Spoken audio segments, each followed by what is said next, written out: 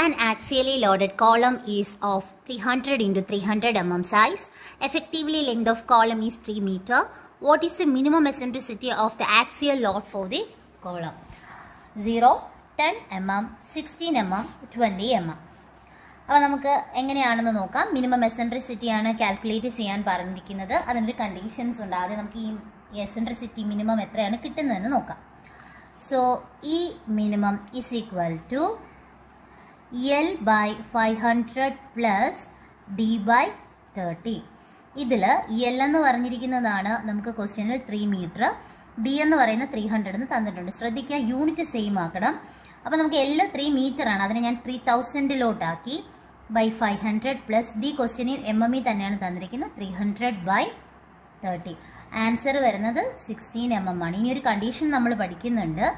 ഈ മിനിമം എന്ന് പറയുന്നത് ഒരിക്കലും എന്താവാൻ പാടില്ല, 20 mm കുറയാൻ പാടില്ല എന്നുള്ളൊരു കണ്ടീഷൻ നമ്മൾ പഠിക്കുന്നുണ്ട്. അതുകൊണ്ട് തന്നെ ഇതിൻ്റെ ആൻസർ എന്ന് പറയുന്നത് 20 mm വേണം എടുക്കേണ്ടത്. പെട്ടെന്ന് 16 mm എന്ന് പറയുമ്പോൾ അതും ഓപ്ഷനിൽ കൊടുത്തിട്ടുണ്ട്. ശ്രദ്ധിക്കുക, ഈ മിനിമം എന്ന് പറയുന്നത് നോട്ട് ലെസ് ദാൻ 20 mm ആയിരിക്കണം.